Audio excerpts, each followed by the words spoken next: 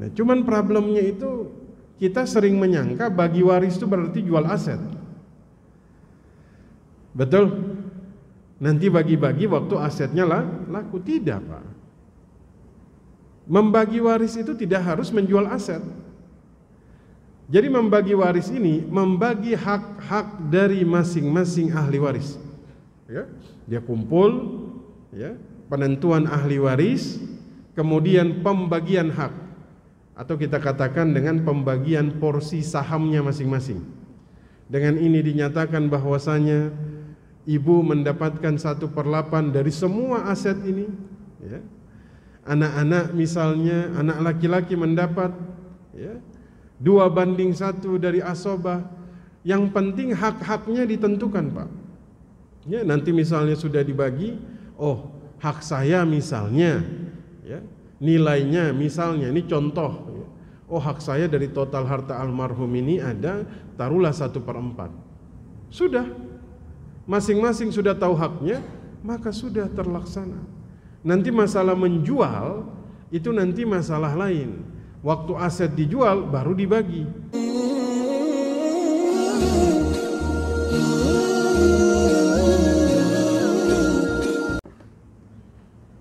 Bismillahirrahmanirrahim. Uhayyikum jami'an bitahiyyatul Islam. Assalamualaikum warahmatullahi wabarakatuh. Alhamdulillah. Alhamdulillahilladzi la yansa man dzakara. Alhamdulillah. Alhamdulillahilladzi la yudayyi'u man syakara. Alhamdulillah. Alhamdulillahilladzi yajzi bihil ihsani ihsana wa bisabri najata wa ghufrana. Asyhadu an la ilaha illallah wa asyhadu anna Muhammadar Rasulullah. Allahumma salli ala sayyidina Muhammad wa ala alihi wa sahbihi wa man tabi'ahum ila yaumiddin, amma ba'd. Bapak Ibu sekalian yang dirahmati Allah Subhanahu wa taala, pada kesempatan siang hari ini kita akan coba bahas tentang masalah seputar waris, ya, atau problematika yang sering terjadi di dalam waris, yang mungkin ini pernah terjadi dalam keluarga kita, ya, atau pernah terjadi kepada sahabat kita, ya, atau diri kita sendiri mungkin pernah kemudian melakukan itu. Yang pertama, masalah waris yang paling umum terjadi, bahkan terjadi di antara kaum muslimin, adalah ketika kemudian ahli waris itu membagikan sama rata antara laki-laki dan perempuan, ya. Karena kemudian menganggap bahwa tidak adil jika kemudian laki-laki itu mendapatkan 2 kali lipat. Padahal dalam surah An-Nisa ayat yang ke-11 Allah katakan, yusikumullahu fi auladikum lidzakari mithlu hazzi unsayain, ya. Jadi Allah itu mewasiatkan kepadamu, ya, kepada anak-anakmu, bagian seorang anak laki-laki itu sama dengan 2 anak perempuan. Apa alasan kemudian mereka tidak menjalankan sesuai dengan hukum Allah? Ya, biasanya alasannya karena tidak tahu, ya. Hukum waris ini langsung diatur dengan hitung-hitungan yang kemudian diatur oleh Allah Subhanahu wa ta'ala, ya. Bukan diatur oleh manusia. Jadi ketika misalnya kita tidak menjalankan sesuai dengan aturan Allah, ya, ini sangat berbahaya sekali. Makanya waktu seseorang meninggal itu kan, inna lillahi wa inna ilaihi raji'un, ya, jiwanya dikembalikan kepada Allah, begitu juga hartanya semuanya dikembalikan kepada Allah. Baru kemudian Allah kasih lagi kepada ahli waris dengan hitung-hitungan yang sudah ditetapkan. Maka ini hal yang sering terjadi. Kedua, membagi waris ketika pewaris masih hidup. Antum sering ya mendengar si fulan dia meminta bagian warisnya kepada orang tuanya. Padahal selama orang tua belum meninggal, itu harta bukan harta waris. Ya. Harta ini jadi tirkah ketika yang punya harta sudah meninggal. Ketika dia belum meninggal, siapapun itu, orang tua, ibu, ayah, kalau belum meninggal maka belum ada waris. Ya, rata-rata yang terjadi itu ahli waris rebutan harta sementara orang tua masih hidup, dan ini sering terjadi. Ya, nah, sebenarnya kalau orang tua masih hidup, yang berkaitan dengan pemberian orang tua itu bukan waris namanya, hibah. Ya, cuman banyak yang mensalah artikan antara hibah dan wasiat. Hibah itu boleh diberikan kepada siapa saja, silahkan. Jumlahnya berapa saja, silahkan. Yang penting yang menghibahkan masih hidup. Dan satu catatan penting dalam hibah adalah qabad. Dalam ilmu fikih itu qabad, la yatimmu tabarru illa bil qabad. Akad tabarru itu enggak sempurna kecuali dia qabad, serah terima. Jadi misalnya ada orang mau mewakafkan hartanya, selama belum serah terima maka itu belum sempurna. Ya. Contohnya Abu Bakar As-Siddiq pernah memberikan sebidang kebun korma kepada Aisyah, tapi karena belum diserahkan, maka Abu Bakar mengatakan, karena belum saya serahkan maka saya tarik kembali pemberian saya. Jadi hibah itu belum sempurna sebelum qabad atau serah terima. Jadi kalau misalnya ada seseorang wafat, kemudian ahli warisnya, anak-anaknya, ada yang mengklaim bahwa ini tanah dulu ayah itu berjanji secara lisan akan menyerahkan kepada saya. Pertanyaannya, sudah diserahkan atau belum? Kalau belum diserahkan, masih dengan lisan, ayah wafat, maka hibah tersebut batal. Harus dikembalikan kepada harta waris. Karena hibah itu minimal sudah qabad, serah terima. Dia pegang suratnya, dia rubah namanya, itu sudah sempurna. Ya, tapi dalam masalah hibah ini sebisa mungkin antum kalau mau memberikan sesuatu kepada anak, adillah. Kenapa? Karena nanti problemnya tuh ketika sudah meninggal. Nanti muncul kecemburuan. Oh, dia enak dulu ayah masih hidup, dia dapat rumah, saya belum dapat apa-apa. Ini harus diperhatikan. Wasiat ini juga sering terjadi problem. Bedanya hibah dengan wasiat, kalau hibah itu boleh berapa saja, boleh kepada siapa saja, ya. Tapi kalau wasiat ini berbeda. Kadang-kadang ada ahli waris mengaku bahwasanya dulu ayah berpesan rumah ini diberikan kepada kakak yang paling tertua. Waktu ayah meninggal, wasiat ini dijalankan. Sah atau tidak? Tidak sah. Kenapa tidak sah? Yang berhak dapat wasiat itu non ahli waris. Jadi kalau ada ahli waris yang kemudian mengklaim bahwa dia menerima wasiat harta dari orang tua, maka itu adalah wasiat yang batal. Dan ini sering terjadi, Pak. Ya.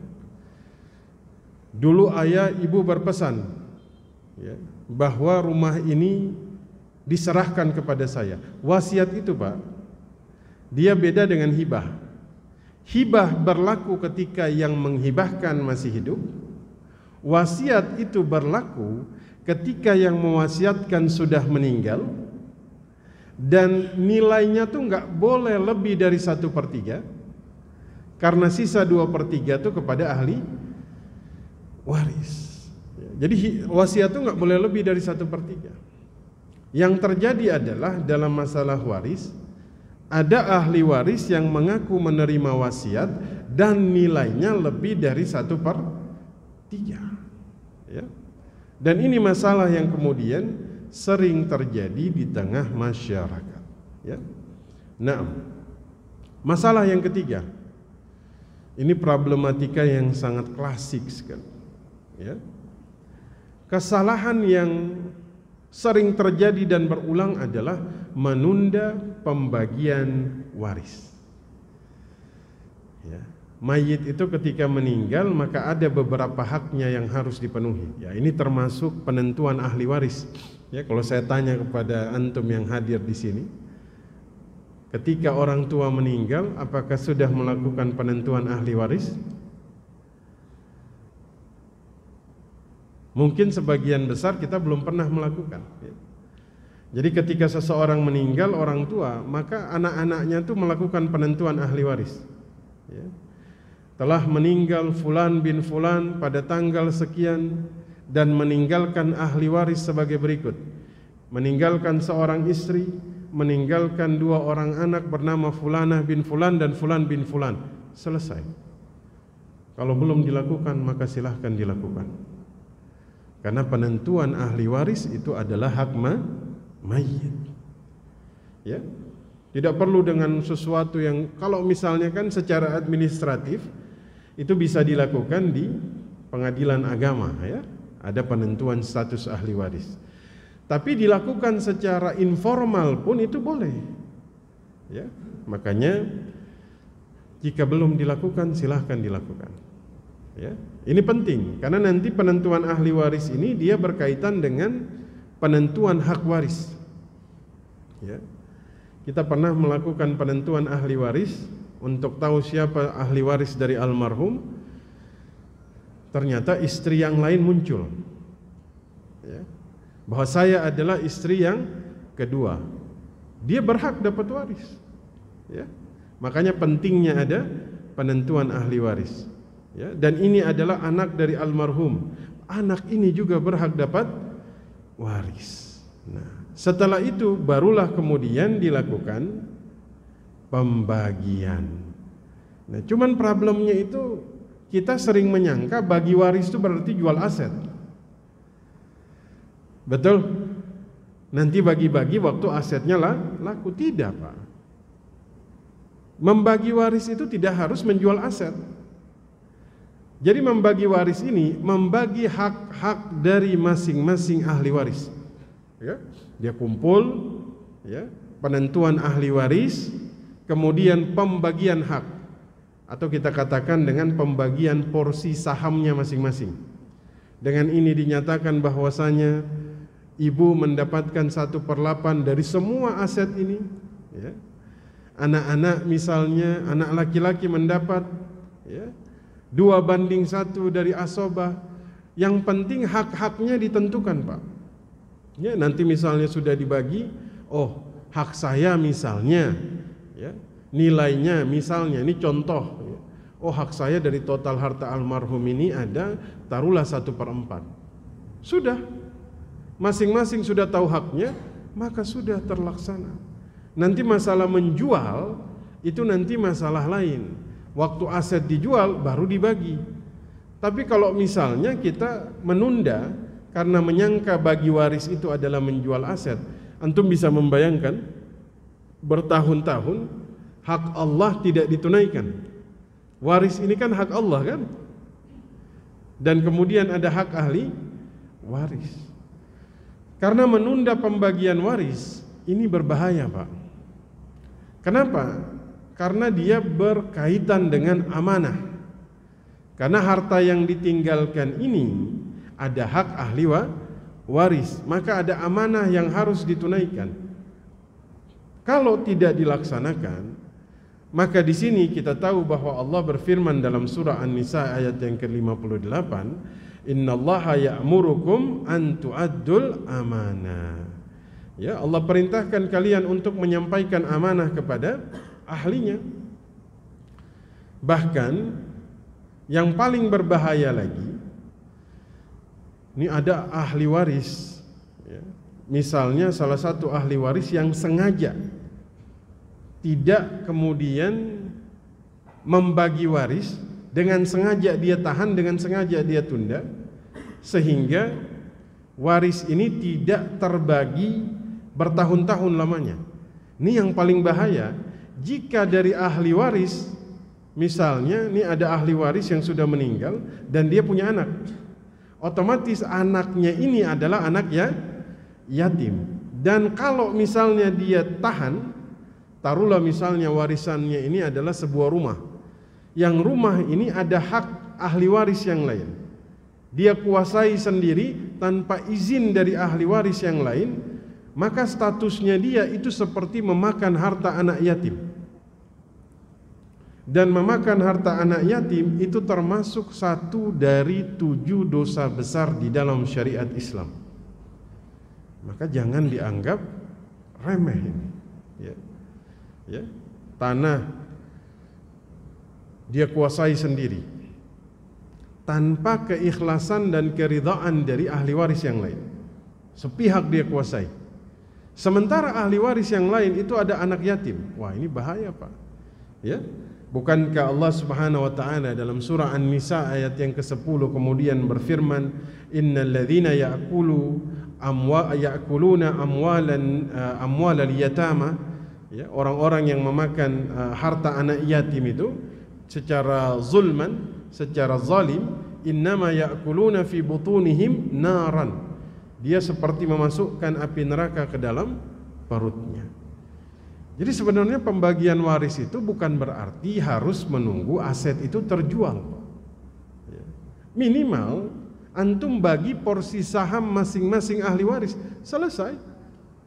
Masalah nanti menunggu sampai aset waris itu dia laku, itu nanti sudah masalah kedua. Ya. Nah, ini yang terjadi. Oh, bagi waris itu harus tunggu aset ini laku.